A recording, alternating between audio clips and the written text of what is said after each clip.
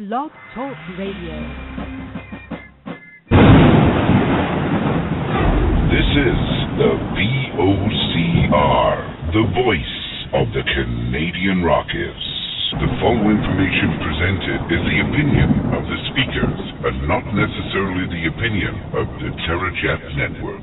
All information provided is gained from open source and available on the internet. Caveat emptor 347-324-3287, 347-324-3287. Good evening, ladies and gentlemen, madame and messieurs, boys and girls, mes enfants. Welcome to another edition of VOCR Radio. I am your host, Colin Knight, a.k.a. Guru Nostra. It's great to be here. Lots to get to tonight, so fill up your glasses, find your favorite seat, crank up the volume, and we'll be right back. Of all the objectives we seek, first and foremost is the establishment of lasting world peace. We know only too well that war comes not when the forces of freedom are strong. It is when they are weak that tyrants are tempted. Not what your country can do for you, ask what you can do for your country. Ladies and gentlemen, the purveyor of political pontification. And good evening, everyone. Glad you could make it tonight. It is Thursday, July the 24th, 2014, 7 p.m. Pacific Time, 8 p.m. Mountain, 10 p.m. East Coast, 4 a.m. London, England, and of course, 5 a.m. in Israel and Gaza. 17 degrees Celsius in Calgary, 64 degrees Fahrenheit, or so, for our imperial friends. And tonight, we continue to report and explore world news and events which perpetuates erosion of freedom around the world. We hope you will participate and engage in the conversation either by phone, live, 347-324-3287, or if you are picking the show up on archive at a later time, then please send me an email, vocr2012@gmail.com. Now, before we get started, I'd like to personally thank all who have made contact and offered their support for what we do. Without your audience and readers' loyalty and private link information, we would not be able to bring you our weekly overview of world events in such a qualified format as we do. VOCR SPIII Radio broadcasts worldwide on the live Blog Talk radio service, and archive repeats on a number of repeater services, including Blog Talk Radio Archives. That's throughout Europe and beyond. We remind you that our daily SPIII Gazette provides news and views which mainstream media refuses to or cannot report. Links and stories from around the world, stories you won't get anywhere else. Some of them become mainstream, many of them stay buried because mainstream media are scared to death to report the truth. We invite you to check it out. That's SPIII Gazette, SPIII Gazette, one word, .blogspot.com. And I think we're about at that time that we should do let's do a Guru Says. What do you think, huh? Do you think we should? Seems like a good deal to me. Alrighty, let's just get straight into it then. On a Guru Says.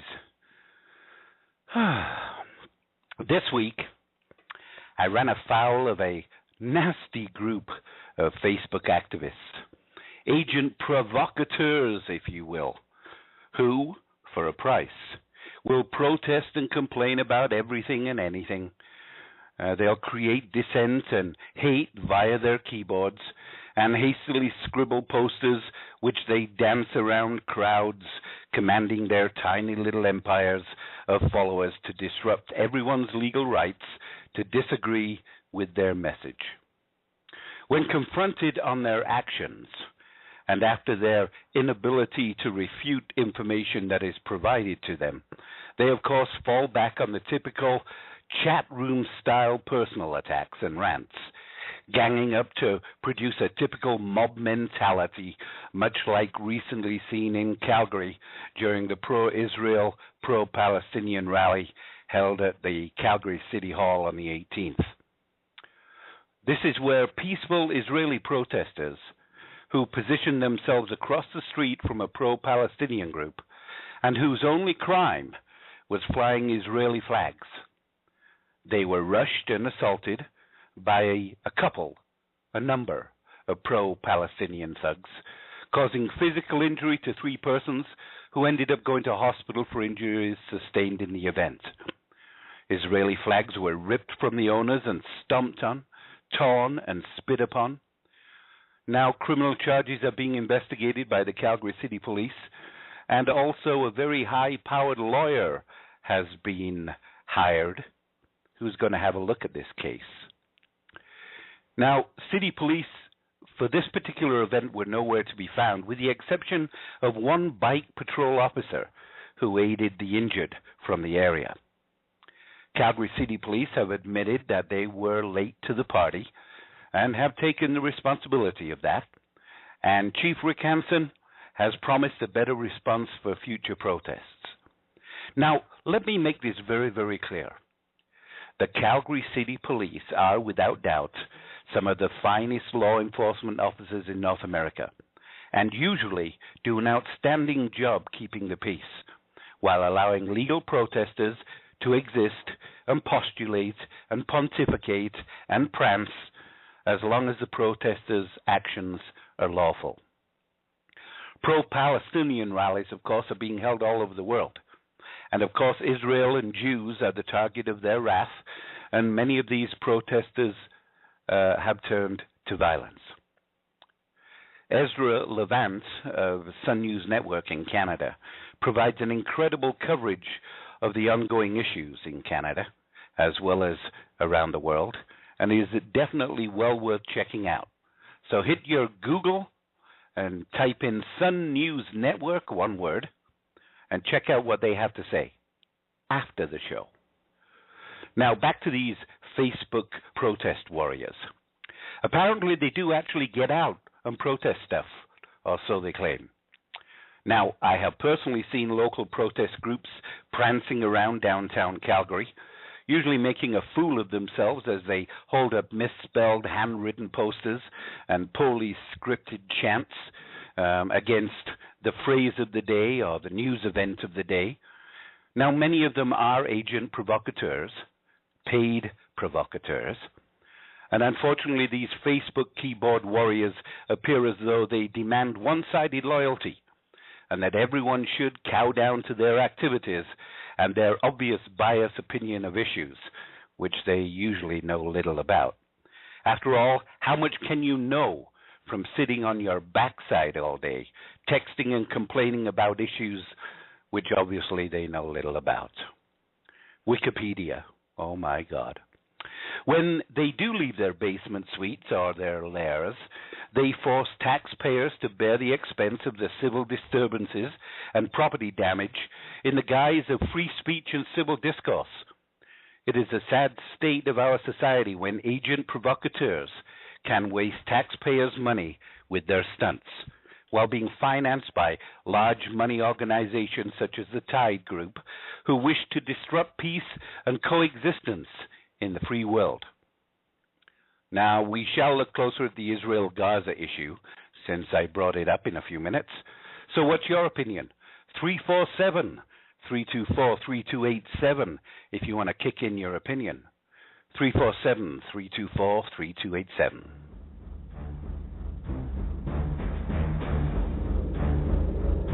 Incredibly, the other day when the plane had just been shot down and it was the big story and everybody, that's all people could talk about, I was landing at LaGuardia and the plane was diverted to Kennedy because LaGuardia was closed because Obama was here for a fundraiser. The city was in total bedlam. You couldn't get in, you couldn't get out. The streets were closed, the streets were blocked, and everybody was angry. And then they found out that Obama was here for a fundraiser. He actually gave 2 funds. Who would give a fundraiser the day the plane was shot down?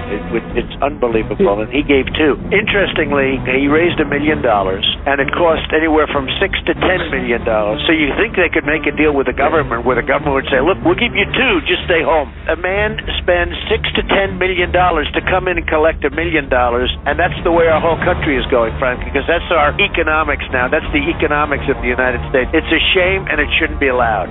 Voice your opinion. Participate in your future. Become engaged in socio-political events. Say your piece. 347-324-3287. 347-324-3287. I thought nothing this president could ever say or do would surprise me anymore. But this flushed and breathless rush to embrace terrorists launching rockets at Israeli children is an unprecedented act of cowardice and betrayal.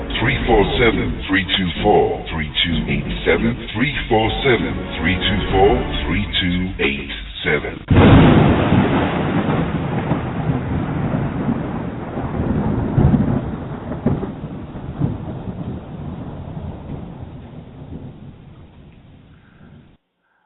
Now, down in the United States, our American cousins appear as though they have a disengaged president who is focused on campaign contributions and funding, probably for the November elections of the failing DNC party, spending millions of taxpayer dollars flying around on Air Force One with a massive amount of security on campaign trips to line the war chests of the DNC. President Barack Hussein Obama has become a lame duck president of sorts, refusing to negotiate with House Republicans while Senate Democrats stall hundreds of bills which have cleared congressional votes, while Obama continues to alienate past allies and friends by inaction and poor judgment, requesting billions of dollars of taxpayer money which doesn't exist to fund enemies of past allies. $24 million to Gaza, $500 million to rebel forces throughout the Middle East, and $3.4 billion for fast-track immigration issues on the southern border. Obama's course of dismantling the American dream by executive orders has some calling for his impeachment. Obamacare is collapsing. The IRS and the vet scandal are growing louder. The Mexican border is under siege from South American illegals, and law enforcement are grossly underfunded or restricted by federal law to handle the problems being created by criminal factions such as MS-13, who are manipulating the immigration system. Stand-down orders to every branch of the military, with thousands of soldiers given pink slips, and the gutting of all branches of the military while increasing federal government bureaucracy. In Chicago, thousands of citizens cut off from fresh water supplies, from flushing toilets, sanitation, and street cleaning. Canadians are driving to Chicago with canisters and oil drums of fresh water to supply these poor people who are being cut off from the water supply. Out-of-control wildfires burning through the Midwest and the West Coast, while drought conditions become profound in California. And President Obama fundraises blaming global warming and doing nothing to alleviate taxpayer citizens' issues. Maybe it is time to impeach and remove Obama. Unfortunately, if they did remove Obama, then you got Joe Biden. The fact is, we had 4 dead Americans. Was it because of a protest, or was it because of guys out for a walk one night who decided they'd go kill some Americans? What difference at this point does it make?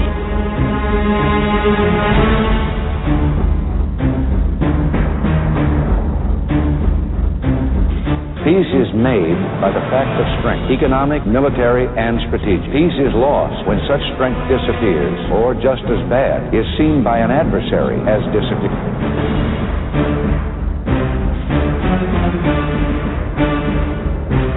347-324-3287. 347-324-3287. I believe that this nation should commit itself to achieving the goal before this decade is out of landing a man on the moon and returning him safely to the earth. I'm a United States Senator and a Vice President of the United States for one reason, because I was educated. John's last-minute economic plan does nothing to tackle the number one job facing the middle class, and it happens to be, as Barack says, a three-letter word, jobs. J-O-B-S, jobs. 347-324-3287, 347-324-3287. I mean, really, could you imagine President Joe Biden? It's bad enough that he's vice president and he's rarely heard and seen because every time he opens his mouth, his foot clearly goes in it. So before you impeach Obama, just think of what you might get. On to Hamas, who continue to refuse a ceasefire, the latest being today.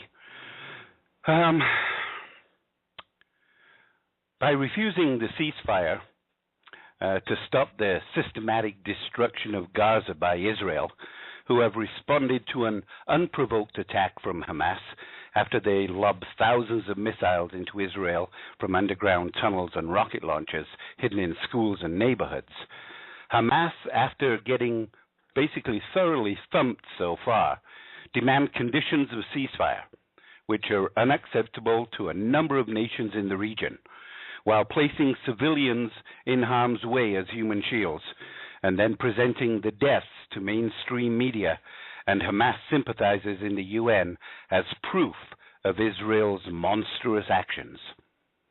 Israel continues to rout out the Hamas organization and their rocket launchers and tunnels created for the sole purpose of attacking Israel.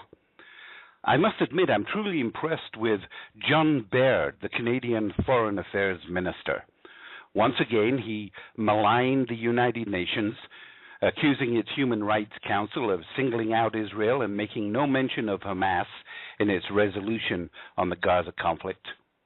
The United Nations Human Rights Council, UNHRC, voted 29-1 on Wednesday to authorize an international commission of inquiry to investigate all alleged abuses since mid-June in the Gaza Strip.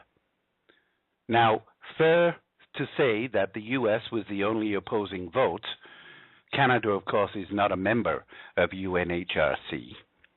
The UN's top human rights official, Navi Pillay, has also demanded that all sides in the two-week war in the Gaza Strip refrain from indiscriminate attacks on civilians, warning that violations may amount to war crimes. In a statement, Baird accused the Council of ignoring Hamas's terrorist acts as it continues to indiscriminately fire rockets into Israeli communities, striking fear into millions of Israelis. Now, Canada is frustrated and deeply disappointed, Mr. Baird said, that the UNHCR decided to completely ignore the abhorrent terrorist acts of Hamas. He also said this resolution turns a blind eye to the facts on the ground and that one party is responsible for the suffering of Palestinian people, and that is the international terrorist group known as Hamas. He adds that failure to condemn the reprehensible actions of Hamas has only emboldened its brutality and encouraged those terrorists to continue their inexcusable actions. Way to go, John. You make me proud to be a Canadian and even more proud to know you personally. Hamas hiding weapons in mosques and hospitals, schools and homes, tunnel entrances in household basements, schools and mosques, military command and control centers in hospitals, weapon caches in tunnels underneath homes, and weapons and fighters transported by UN ambulances, and human shields created on rooftops of targeted buildings. All of these despicable actions by the Hamas go unreported by your typical mainstream media, those rating whores of the world. Now remember, anytime you feel like weighing in on tonight's subject, the phone lines are open. And I do look forward to your calls. 347-324-3287, or come to the show website and join the virtual studio chat room at blogtalkradio.com/terrorchat. We look forward to seeing you.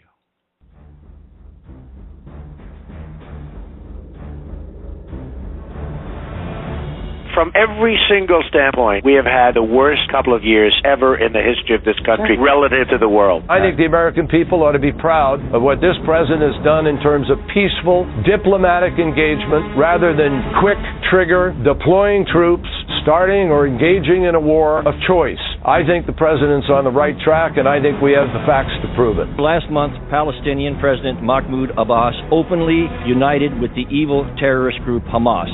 And at this very moment, they are raining down rockets upon the innocent citizens of Israel. Half of all Israelis have sought cover in bomb shelters across their tiny country. And the Obama administration has had the reprehensible gall to praise Abbas as someone who is, quote, committed to nonviolence and cooperation with Israel, and to further proclaim in an Israeli newspaper that, quote, finally, peace is possible.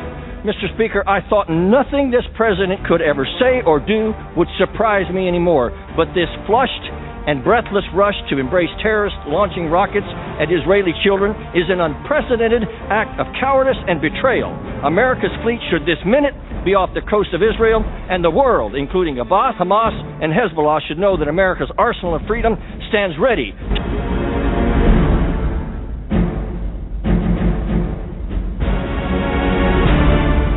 Voice your opinion. Participate in your future. Become engaged in socio-political events. Say your piece. 347-324-3287. 347-324-3287.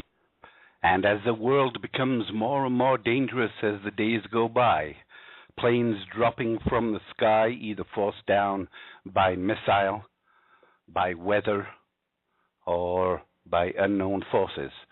An Air Algeria flight from Burkina Faso, and Algeria's capital, that disappeared from radar over northern Mali during a rainstorm, carrying 116 people, including 5 Canadians, has been spotted on the ground, crashed by French deployed fighters. The MD-83 vanished less than an hour after takeoff from the capital of Burkina Faso. Air Algeria Flight 5017 was operated by Spanish airline Swift Air, which owns the plane. Now, France is stating that the plane went down during some very heavy weather conditions, and they have sent some investigators to the crash site to try and determine what happens. And today our friends and allies in the Netherlands continue to receive the bodies of their citizens who were murdered when a commercial airline was shot out of the sky by Russian-trained Ukrainian rebels or Russian forces. The 2 black boxes have been shipped to a facility in the UK for examination. And all this as the Ukraine Prime Minister resigns and forces yet another election for the region, while Putin continues to deny any hands-on tampering with Ukraine. Yet Western forces report continued weapon supplies to the Ukraine rebels. Well, Vladimir Putin has obviously weighed in that Obama and the U.S. will do little to stop him. Europe is paralyzed because Russia holds them hostage with oil and gas service pipelines, which can be shut off with the flick of a switch and basically collapse the European economy. And the latest news tonight is the United States have stated that Russia is firing artillery across the border into Ukraine to target Ukraine military positions in the conflict against pro-Russian separatists. We have new evidence that the Russians intend to deliver heavier and more powerful multiple rocket launchers to the separatist forces in Ukraine. And America has evidence that Russia is firing artillery from within Russia to attack Ukraine military positions. All of this from the State Department. State Department spokesman Marie Harf. Harf, speaking at a regular meeting briefing, cited intelligence reports, but said she could give no more information of what the reports were based on. Russia has in the past denied it is directly involved with the rebellion in its western neighbor, but the United States and its European allies accuse Moscow of arming and encouraging the uprising and have imposed sanctions on Moscow in response. The Ukraine Security Council said on Wednesday preliminary information indicated that missiles which brought down 2 government jet fighters over eastern Ukraine were fired from Russia. Mr. Obama, it is time to help Ukraine. Europe, it is time to help Ukraine. Send in NATO. Arm the Ukrainians. Jam Russia's communications. Broadcast a free radio broadcast. Ground all Russian planes from landing in the West. Broadcast a free radio broadcast telling Russian citizens exactly what their dictator is doing. Because they don't know. All they are getting is the government spew, and they believe that Russia is great. They believe that Putin is such a great man. It is time to tell them what the rest of the world knows. Now, China and Russia are making massive economic and military deals in South America. Russia, although they deny it, are reactivating a spy outpost in Cuba without concern of U.S. threat. Iran have sung and danced the West into another 4-month extension of nuclear talks, just like I said they would, while receiving $24 million of returned frozen funds as they continue to supply Hamas with rockets and weaponry. Qatar have just signed a multi-billion-dollar weapons deal with the United States. Qatar, who finances Hamas, who supports Hamas. I wonder where those weapons are going, huh?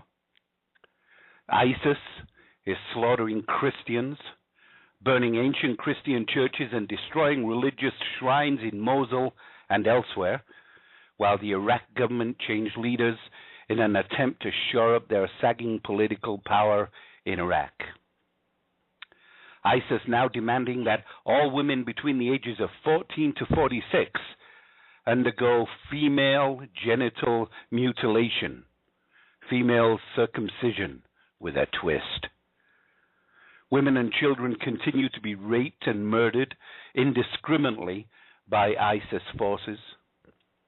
And ISIS have even told shopkeepers in Iraq to put veils over the faces of their mannequins in the windows. The jihadists handed out the ultimatum after seizing the country's second-largest city of Mosul during their latest offensive. The move is in line with strict interpretations of Sharia law, forbidding artwork or statues depicting human form. Both male and female mannequins in window displays have been covered up as a result. The militant group has imposed other restrictions in the city, the home to some of the most ancient Christian communities in the region. They have ordered Christians to convert to Islam, pay a tax, or face death. Many from the ancient community have fled to the neighboring autonomous region of Kurdistan as a result.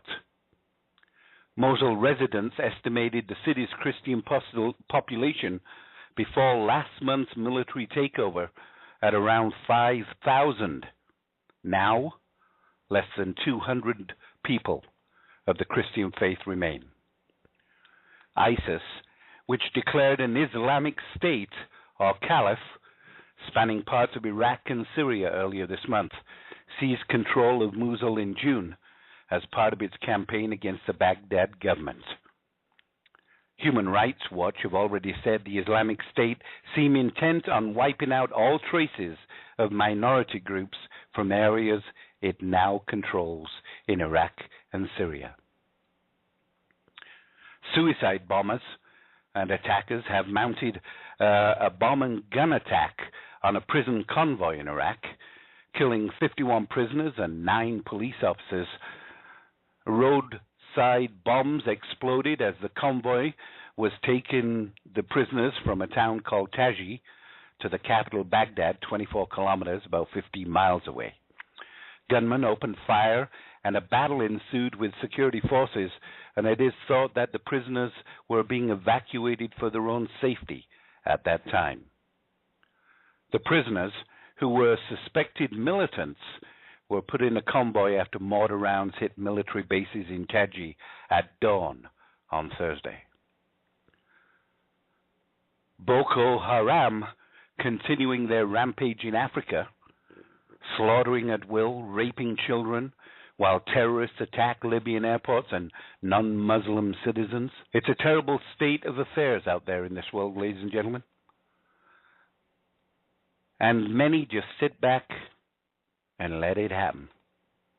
This is VOCR, the voice of the Canadian Rockies, on blogtalkradio.com, in association with SPIII Gazette and the TerraChat Radio Network. But I'm going to ask you some questions, and if you can't answer these questions, then I'll leave you to draw whatever conclusion you want to draw about whether or not the media has provided sufficient oversight. Can you tell me why Chris Stevens was in Benghazi the night that he was killed? Do you know? Does it bother you whether or not you know why Chris Stevens was in Benghazi? Do you know why we were the last flag flying in Benghazi after the British had left and the Red Cross had been bombed? Do you know why requests for additional security were denied? Do you know why an ambassador asking for more security days and weeks before he was murdered and those requests went unheeded? Do you know the answer to why those requests went unheeded? Do you know why no assets were deployed during the siege? And I've heard the explanation, which defies logic, frankly, that we couldn't have gotten there in time, but you know they didn't know when it was going to end. So how can you possibly cite that as an excuse?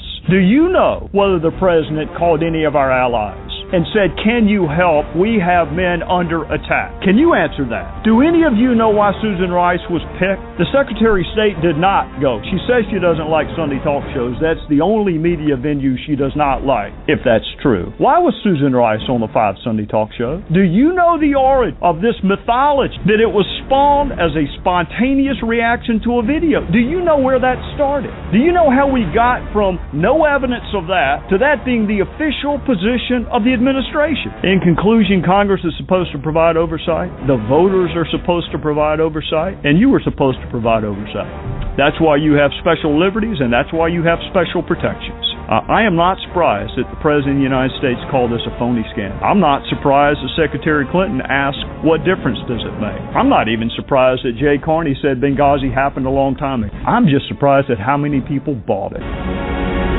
347-324-3287, 347-324-3287.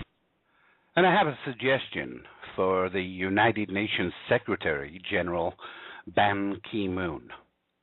Let's make a rule. Rule number 1 of flying to a war zone to urge peace. Do not fly on a plane belonging to a state sponsor of terror. It raises questions about your agenda. The United Nations Secretary General Ban Ki-moon flew to Cairo on a Qatari chartered plane, according to Newsweek. Accepting the flight from Qatar, which sponsors the terrorist organization Hamas, puts Ban in a very compromised position.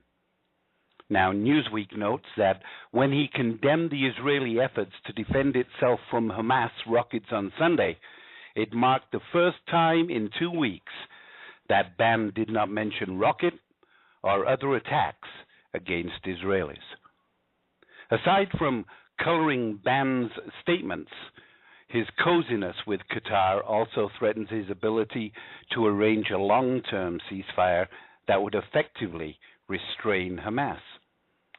Ban's choice of Qatar as the first Middle East capital on his trip has raised eyebrows in the region, Egypt in particular.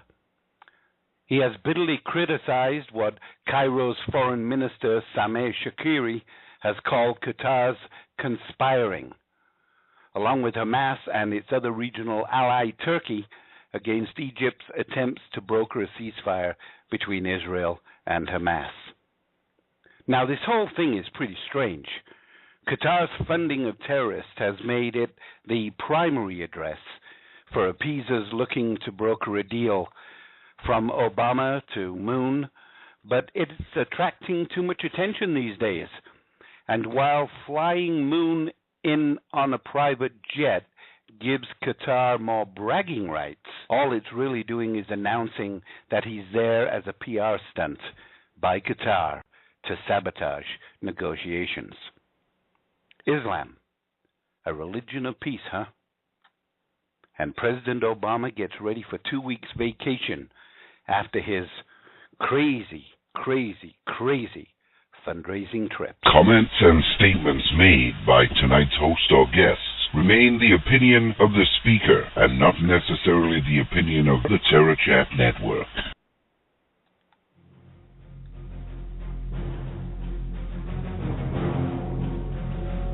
Because every day we are seeing more and more efforts to strip away our Second Amendment rights, and our founders knew that our inherent right to defend life and property and freedom, it had to be enshrined. It was enshrined in America's most perfect blueprint to form a more perfect union. Of course, our Constitution. So it was enshrined. And they knew that if the Second Amendment goes, the rest of the Constitution is not far behind. I think it's inexcusable that you did not know about this and that you did not read these cables. I would think by anybody's estimation, Libya has to have been one of the hottest of hot spots around the world.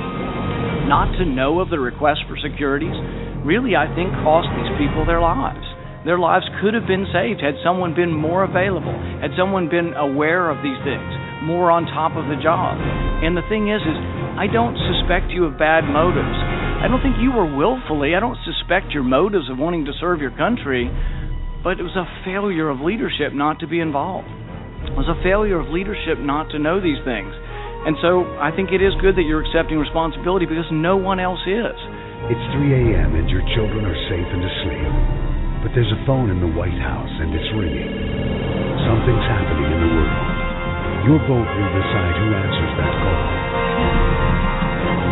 The fact is, we had 4 dead Americans. Was it because of a protest, or was it because of guys out for a walk one night who decided they'd go kill some Americans? What difference at this point does it make?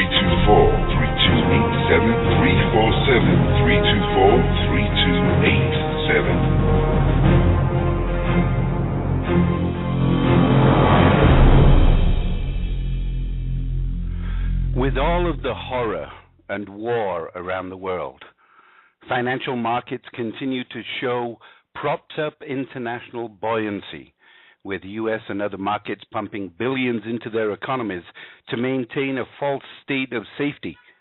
The bubble is about to burst. It's not a matter of if, it's a matter of when. A new report from Stephen Green at Standard Chartered argues that China's aggregate debt level has reached 251% of their GDP as of June. Now, this is up 20 percentage points of GDP since late 2013. The total is much higher than normal estimates, though it tallies with what has been said privately from officials in the IMF and the BIS. Now, Mr. Green, a highly respected China veteran, includes total social financing, TSF, offshore cross-border bank borrowing, a story that we're going to hear a lot more about in the next little while, bond issuance, shadow banking of various kinds, and government debt. The ratio has risen by 100 percentage points of GDP over the last 5 years.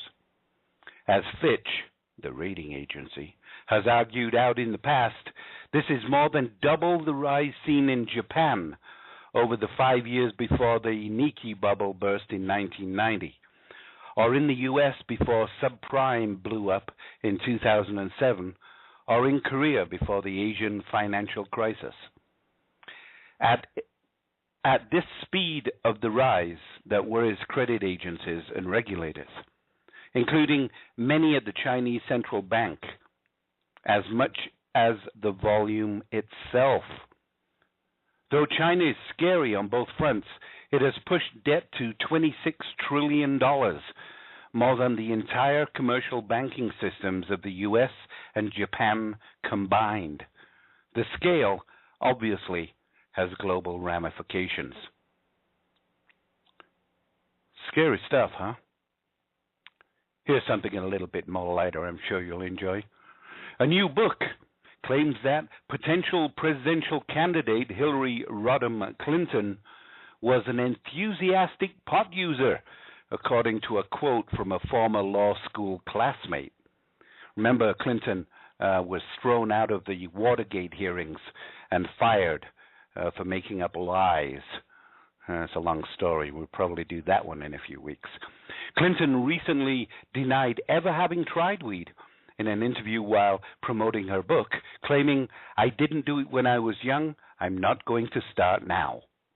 However, after being against decriminalization during the 2008 presidential bid and calling for more research into its medical benefits, this time around Clinton has recently said, "I think for people who are in extreme medical conditions and who have anecdotal evidence that it works, there should be availability under appropriate circumstances."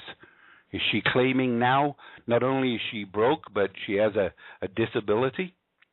If Clinton was an enthusiastic pot user in college, and she's not much different from nearly half of the population in the United States, according to a 2013 Pew Research poll, apparently 48% of Americans have tried cannabis at some point, and Clinton's political views on the topic are also shifting with that national trend. With a majority of the country in favor of legalization, her statements signal favorable leadership for the pro-legalization majority.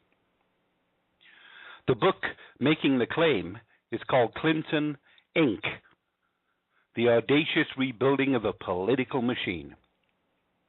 It's essentially a takedown of both Bill and Hillary Clinton's political careers, and its timing suggests that it hopes to detract from Clinton's anticipated 2016 presidential run. However, considering popular public support for marijuana legalization, accusations of pot use may simply make her seem more relatable.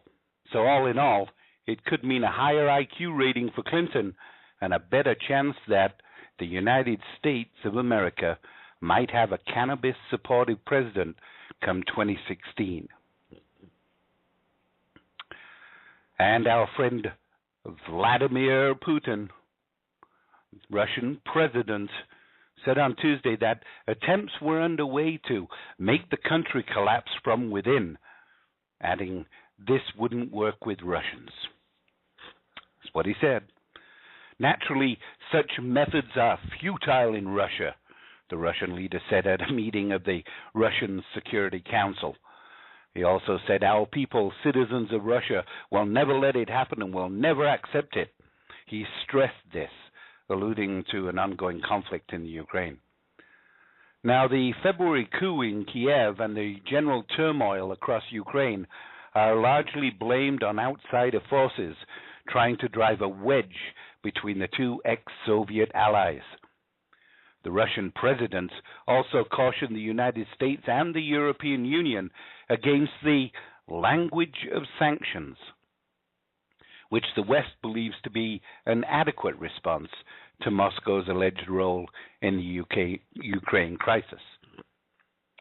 He said, "We hope that our legitimate national interests will be respected and the disputed issues that occur all the time will be solved diplomatically through negotiations, and nobody will interfere in our affairs." Putin stressed this in a statement on the country's territorial integrity. Wow, if he would only live what he speaks. If he would follow that statement, we hope that our legitimate national interests will be respected and the dispute issues that occur all the time will be solved diplomatically. If he would only do that, instead of giving the Ukrainian separatists massive weapon and firepower to kill and maim fellow Ukrainians, he may go a long way to finding peace. Now, Putin pointed to the ongoing campaign against countries that refuse to fall in line with the majority opinion, which is, as often as not, inspired by a handful of nations. Now, you know and I know, this sounds very, very similar to what we were talking about at the beginning of the show. If you do not follow their thought process, they will attempt to destroy you. On Tuesday, President Putin chaired a Security Council meeting. That's almost like an oxymoron, isn't it? But Putin chaired a Security Council meeting on issues of the country's sovereignty and territorial integrity, where he addressed risks of internal instability in Russia. Well, you remember the Sudanese woman who fled to the American embassy after she was convicted of apostasy and was about to be murdered? A Sudanese woman who fled to Italy after being spared death sentence for renouncing Islam has met with the Pope. Maryam Yahya Ibrahim Ishaq flew to Rome with her family after more than a month in the U.S. Embassy in Khartoum. There was a global condemnation when she was sentenced to hang for apostasy by the Sudanese court. Now, Mrs. Ibrahim's father is a Muslim, so according to Sudan's version of Islamic law, she is also Muslim and cannot convert. She was raised by her Christian mother, and she says she has never been a Muslim. Well, welcoming her at the airport, Italy's Prime Minister, Mr. Renzi, said, "Today is a day of celebration." Mrs. Ibrahim met Pope Francis at his Santa Marta's residence at the Vatican soon after her arrival. The Pope thanked her for her witness to faith, and the Vatican spokesman, Father Federico Lombardi, was quoted as saying, "The meeting lasted about half an hour, and it was intended to show closeness and solidarity for all of those who suffer for their faith." Now, Lapo Pistelli, Italy's Vice Minister for Foreign Affairs, accompanied her on the flight from Khartoum and posted a photo of himself with Mrs. Ibrahim and her children on his Facebook account as they were about to land in Rome with the caption, "Mission accomplished." A senior Sudanese official told Reuters news agency that the government in Khartoum had approved her departure in advance. Mr. Ibrahim's lawyer, Mohammed Mustafa Noor, said she traveled on a Sudanese passport and that she received that at the last minute. Now, Mrs. Ibrahim is unhappy to leave Sudan. She loves the Sudan very much. It's the country she was born and grew up in, according to her lawyer. But her life was in danger, and she felt she had to leave. Just 2 days ago, a group called Hamza made a statement that they would kill her and everyone who helps her. Mrs. Ibrahim's husband, Daniel Wani, also a Christian, is from South Sudan and has a U.S. nationality. Their daughter, Maya, was born in prison in May, shortly after Mrs. Ibrahim was sentenced to hang for apostasy, renouncing one's faith, according to the Sudanese government. Under intense internal pressure, her conviction was squashed and she was freed in June. She was given South Sudanese travel documents, but was arrested again at the Khartoum airport, with Sudanese officials saying the travel documents were fake. These new charges meant she was not allowed to leave the country, but she was released into the custody of the U.S. Embassy in Khartoum. Last week, her father's family filed a lawsuit trying to have her marriage annulled on the basis that a Muslim woman is not allowed to marry a non-Muslim. Do you see how insane this gets? Do you see this?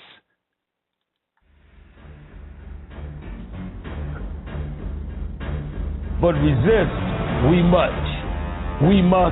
They're all jitty about a shutdown. The tortoise in the race, then co-author of Hubris. U2 lead singer Bono, Fran Drescher, Sigourney Weaver, suspect Jahar Tsarnaev, Rush Limbaugh. The show Rush Limbaugh hosts Supreme Court Justice Sonia Sotomayor. Is Mike Muckery yesterday, Antonin Scalia, Kim Kardashian, and the Republican candidates for Cairo and Benghazi. We rank behind Lavita. First stop, Kazakhstan to college students in Beijing. He's getting lunch at Chipotle in Iowa. Vain is appropriate. The GOP's tax day giveaway to millionaires. Why was traffic problems email sent? The Environmental Projection Agency and what sequestration has done.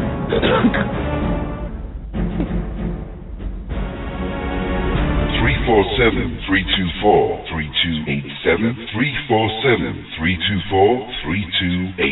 347-324-3287. And with about 8 minutes to go of show time, we do invite you to make the call. If you don't have time to do that, you can send me an email, vocr2012@gmail.com. Story out of Canada breaking today. Mohammed Hersey, the first man ever convicted in Canada of trying to join a terrorist group, was sentenced by Justice Dina Baltman to 10 years in prison. This was the full sentence the Crown had asked for the precedent-setting case. Anything less trivializes the nature of his actions, said the judge about the sentence from the Peel Regional Court in Brampton, Ontario. Hersey, who's from Burnaby, BC, by the way, was convicted of attempting to participate in terrorist activity abroad and trying to enlist an undercover officer. The Crown argued he was trying to join the Somali militant group Al-Shabaab, which Canada deems a terrorist entity. The 28-year-old, who was working as a security guard, intended to travel onward to Somalia to join Al-Shabaab, according to the Crown. He was bound for Cairo when he was arrested at Toronto's Pearson International Airport in 2011. Now, Hersey never officially joined the group and denied the allegations, saying he was going overseas to study Arabic for several months. Hersey is the first person convicted in Canada for offenses related to Criminal Code Section 83.18, which makes it illegal to knowingly participate or knowingly contribute to any activity of a terrorist group for the purpose of enhancing the ability of any terrorist group to facilitate or carry out a terrorist activity. Hersey will be eligible for parole only after half of his sentence is served, so 5 years. And as we draw to a close tonight, here's a story out of Los Angeles that when I first read it, I shook my head. I couldn't believe it. So I had to check it out for myself. So I went on some open sources and looked around, and I actually found the story, and here it is. According to Los Angeles Times, a woman in labor reportedly was blocked from crossing the street to get to a Los Angeles hospital on Wednesday. Why?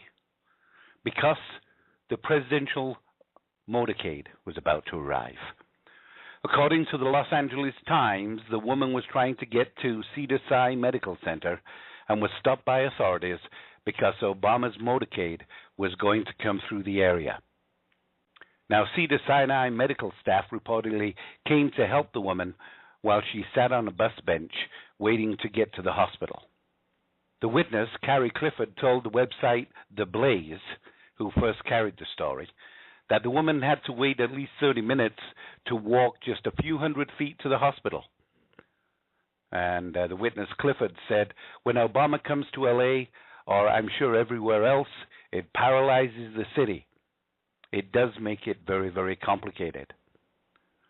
Well, Obama's Los Angeles visit to raise more money for the DNC led to street closures in several areas: West Hollywood, downtown Los Angeles, Brentwood, and the State Department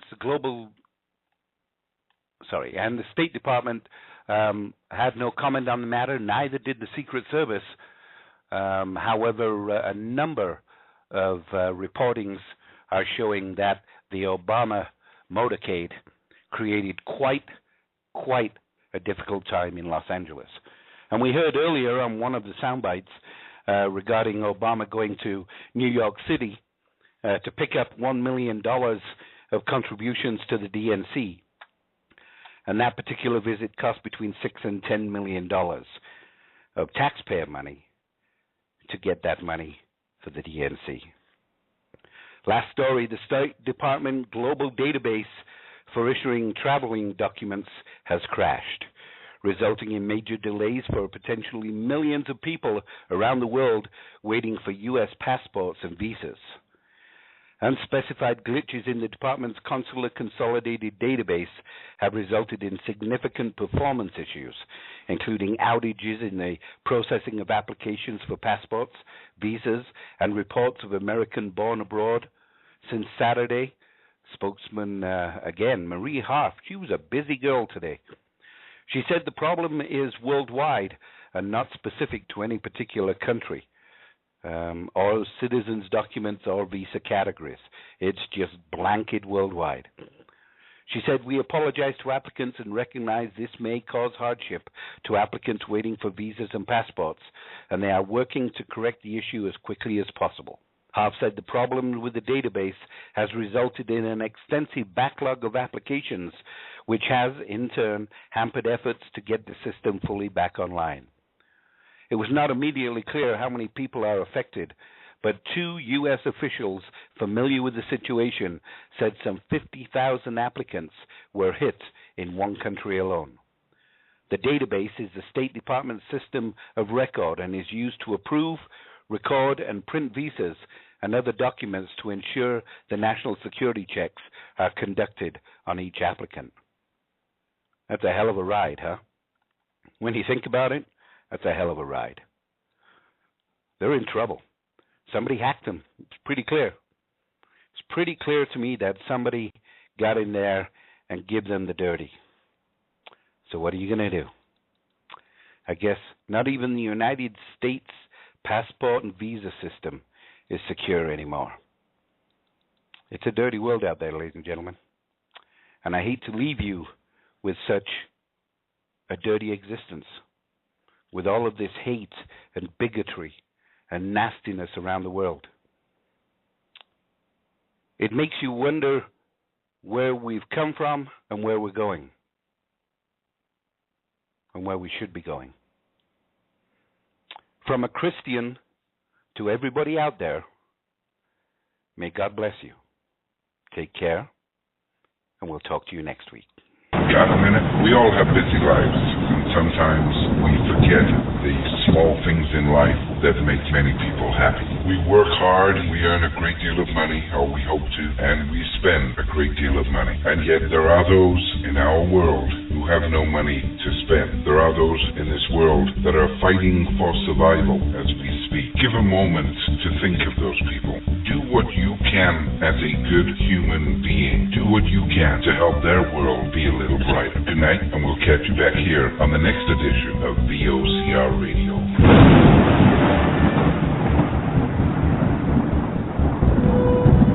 This has been a TerraChat Network production.